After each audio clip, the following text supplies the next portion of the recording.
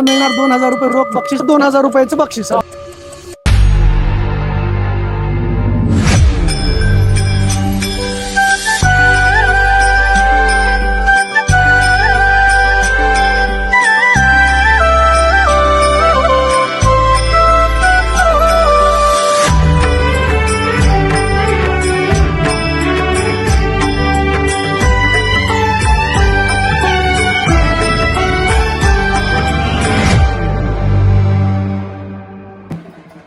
नमस्कार भाविकांनो, लॅन्थनम India private limited प्रस्तुत देवस्थान ज्ञानयात्रा ह्या आपल्या यूट्यूब कार्यक्रमाला आज आपण श्री क्षेत्र तुळजापूर येथून सुरुवात करत आहोत. हा आपला कार्यक्रमाचा पहिलाच भाग आहे. तुम्ही मंदिराचं वातावरण पाहू शकता, अतिशय भक्तिमय असं झालेलं आहे. लवकरच आपण आपल्या पहिल्या स्पर्धकाकडे वळणार आहोत.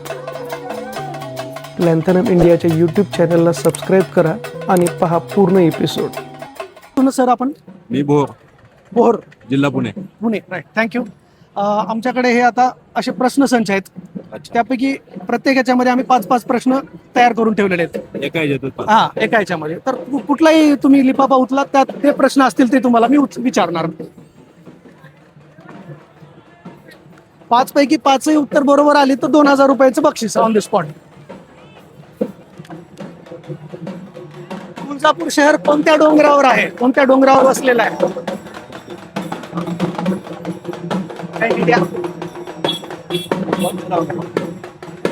दुसरा प्रश्न विचारतो. तुळजापुरात साजरा होणारा सर्वात मोठा उत्सव कोणता? उत्सव. करेक्ट उत्तर एकदम बरोबर आहे. वर्षातून एकूण किती वेळा देवीची मूर्ती पालखीसाठी बाहेर काढली जाते? वर्षातून 2 वेळा. 3 वेळा आहे. थोडक्यात. तुळजापूर शहर कोणत्या जिल्ह्यात आहे? करेक्ट उत्तर आहे. संपूर्ण भारतात एकूण किती शक्तिपीठ आहेत? 3.5 महाराष्ट्रात आहे. भारतात. हा, शक्तीपीठ का? शक्तिपीठ 8 का? 51 शक्तिपीठ आहेत संपूर्ण. तुम्ही 5 पैकी 3 प्रश्न बरोबर उत्तर दिले, 2 चुकलेत तुमचे, तर बक्षीस मिळू शकणार नाही.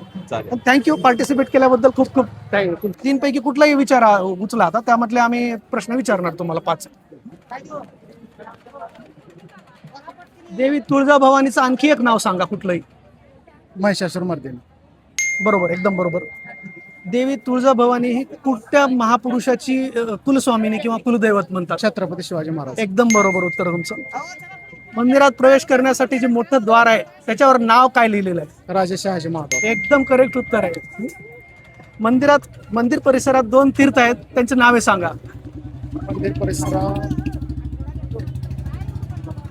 एक जरी नाव सांगितलं तरी चालेल. एक काळभैरव आहे. तीर्थ. हा, कल्लोळ तीर्थ. करेक्ट, एकदम करेक्ट. कुठल्या देवीला तुळजाभवानीची मोठी बहीण मानतात? मातंगी देवी. एकदम बरोबर. तुमचे 5 पैकी 5ही उत्तर बरोबर आलेले आहेत. धन्यवाद. तर तुम्हाला मिळणार 2000 रुपये रोख बक्षीस आणि एक प्रमाणपत्र. धन्यवाद. थँक्यू. छान खेळलात तुम्ही एकदम.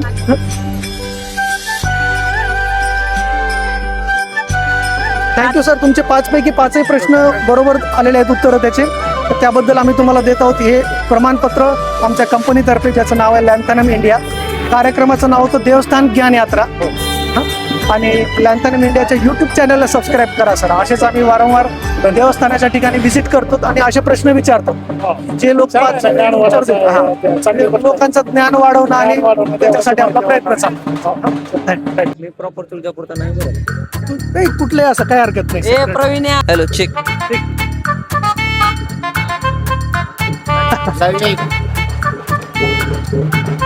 भगवान विष्णूचा पहिला अवतार कोणता? माईक जवळ धरून बोला. ते कोणता तर देव आहे, नाही माहिती. चला दुसरा प्रश्न विचारतो.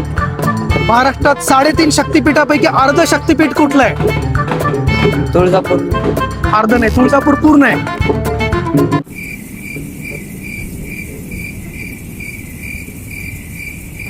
एकदम. बरं चला नेक्स्ट प्रश्न विचारतो.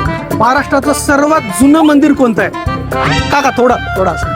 मराठीतील सर्वात जुनं मंदिर सगळ्यात जुनं मंदिर तुळजापूर. नाही. गायत्री मंत्र येतो का? महाराष्ट्रामध्ये भक्ती आणि शक्तीचे प्रतीक असलेले ठिकाण कोणते? भक्ती आणि शक्ती. हा आई जगदंबा. नाही, हे पण गलत आहे. तुमचे 5 पैकी 5 उत्तर चुकले तुमचे. तेव्हा भगवान विष्णूचा पहिला अवतार आहे मत्स्य अवतार. हा? ठीक आहे. महाराष्ट्रात 3.5 शक्तिपीठापैकी तुळजाभवानी पूर्ण शक्तिपीठ आहे. माहूरची आई पूर्ण शक्तिपीठ आहे. कोल्हापूर पूर्ण शक्तिपीठ आणि अर्ध शक्तिपीठ सप्तशृंगी मंदिर नाशिक. सर्वात जुने मंदिर तेर मंदिर म्हणून आहे धाराशिव जिल्ह्यामध्ये. त्रिविक्रम विष्णूचा अवतार आहे. गायत्री मंत्र तर तुम्हाला पाठ नसेल, पाठ असू द्या. ओम भूर्भुवः स्वः तत्सवितुर्वरेण्यं भर्गो देवस्य धीमहि. महाराष्ट्रामध्ये भक्ती आणि शक्तीचं प्रतीक म्हणजे पुण्याला भक्ती शक्ती चौक आहे, जिथं संत तुकाराम महाराज आणि शिवाजी महाराजांची गळाभेट झाली. धन्यवाद. थँक्यू आमच्या क्विज मध्ये पार्टिसिपेट केल्याबद्दल.